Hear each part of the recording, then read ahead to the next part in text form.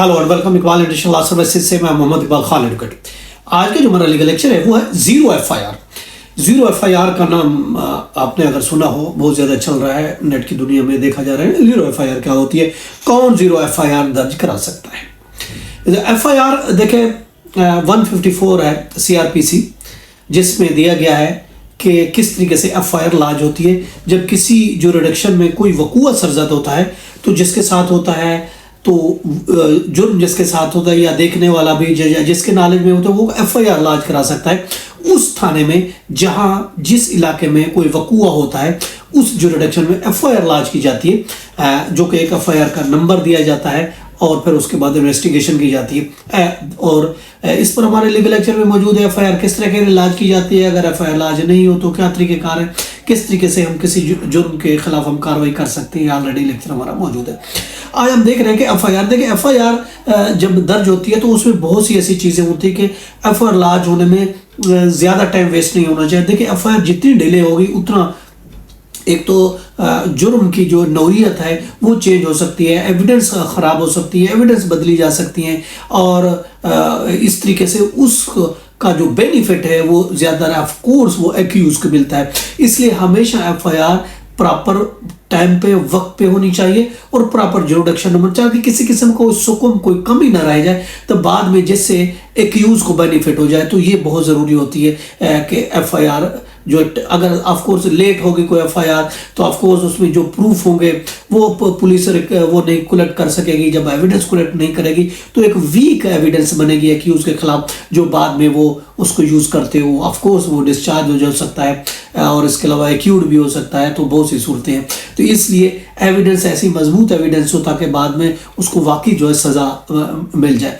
अब FIR basically zero FIR वो FIR होती है इसका कोई जिसका नंबर नहीं होता, जो कि जीरो होती है, जीरो का भी नंबर नहीं है तो कोई एफआईआर का नंबर नहीं होता। वो एफआईआर जो किसी ऐसे पुलिस स्टेशन में दर्ज की है जिसकी जुरिडिक्शन ना हो, यानी कि जहां पे जुर्म ना हुआ हो उस थाने में अगर एफआईआर दर्ज होती है तो उसको जीरो एफआईआर कहा जाता है, यानी जिसकी जुरिडिक्शन नहीं है।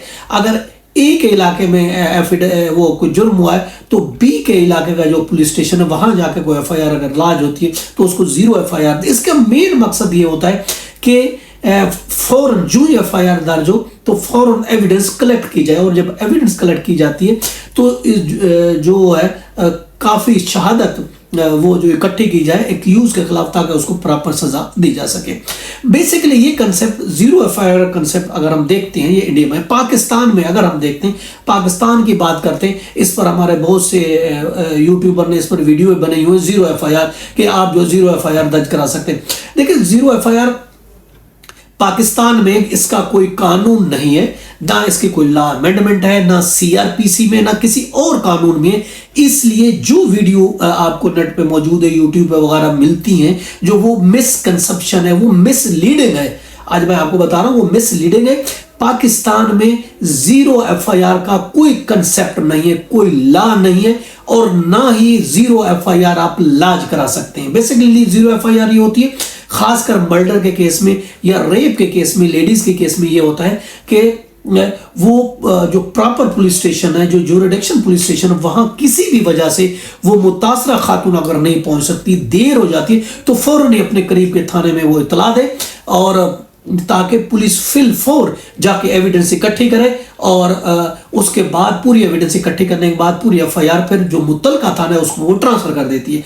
इसलिए ताकि वो एविडेंस खराब ना हो जाए, एविडेंस ज़ाया ना हो जाए, इसलिए फौरन जो है वो किसी भी थाने में उसकी कोई जुरिडिक्शन कहीं भी जो आपके करीब पड़ता है, जहां आपको टाइम मिलता है वहां जाके एफआईआर दर्ज करा दे। इसको कहा जाता है जीरो एफआईआर। वो बाद में प्रॉपर थाने को मुंतकिल की जाती है जहां वो एक्यूज की गिरफ्तारी और फिर आगे जो एविडेंस चलती है और फिर उसकी प्रॉपर जो है वो उसकी कलेक्ट की जाती है एविडेंस, बाद में वो जो जाके फिर आगे केस प्रोसीड होता है। इसको कहते हैं जीरो एफआईआर। तो यही पाकिस्तान में जीरो एफआईआर का कोई ना तो कंसेप्ट है और ना ही इस तरह की एफआईआर दर्ज आप करा सकते हैं, नहीं करा सकते।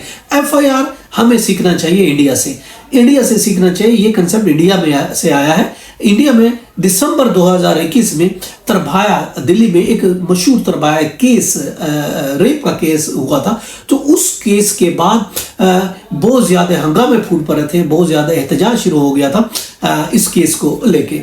चुनाचे एक जस्टिस वर्मा कमेटी बनाई गई थी इंडिया में। जस्टिस वर्मा कमेटी ने अपने रिकमेंडेशन भेजी थी। उस रिकमेंडेशन पे एक क्रिमिनल लॉ अमेंडमेंट 2013 में एक इंट्रोड्यूस कराई गई थी। जो दिल्ली का रेप केस था उसके बाद हो गई थी। उसके बाद लोकसभा ने 19/3/2013 को ये बिल पास किया था, लॉ अमेंडमेंट जो एक्ट है 2013 का। और इस राज्यसभा ने भी, पहले लोकसभा ने 19/3 को पास किया था 2013 को, और उसके बाद राज्यसभा ने 21/3/2013 को वो पास किया था। और 2/4/2013 को सदर के दस्तखत से वो एक कानून बन गया था, क्रिमिनल लॉ अमेंडमेंट 2013 के तहत इंडिया में। तो इंडिया में ये जीरो एफआईआर का कंसेप्ट मौजूद है, और अगरचे सीआरपीसी में से कोई प्रोविजन नहीं है। और इस तरीके से अगर हम देखते हैं सीआरपीसी सेक्शन 460 ये कहता है irregularity do not vitiated the proceeding. कोई इरेगुलरिटी है तो वो उस प्रोसीडिंग को खत्म नहीं कर सकती, उस पर कोई असर नहीं डाला जा सकता।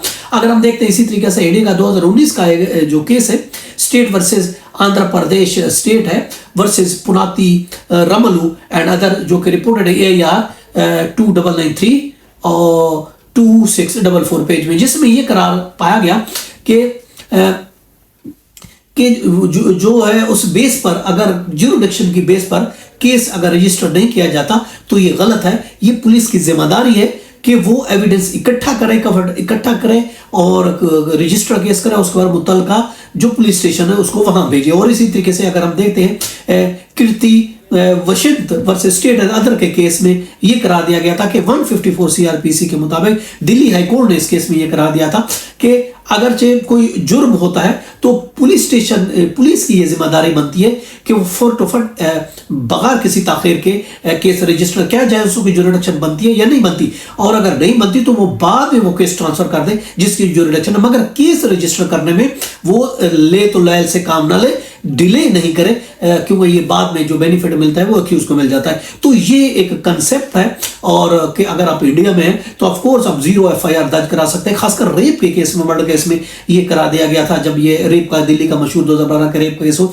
उसके बाद ये जो जस्टिस वर्मा कमेटी की ये रिकमेंडेशन थी जिस पर कानून क्रिमिनल अमेंडमेंट 2013 पास हुई थी, उसके मुताबिक जो जीरो एफआईआर इंडिया में लाजो से, अब पाकिस्तान को भी फॉलो करना चाहिए, इंडिया को फॉलो करना चाहिए, ताकि यहां भी जीरो एफआईआर का कंसेप्ट होना चाहिए, ताकि यहां भी कोई अगर अपने कंसर्न पुलिस स्टेशन नहीं पहुंच सकता तो वो जीरो एफआईआर दर्ज करा सके।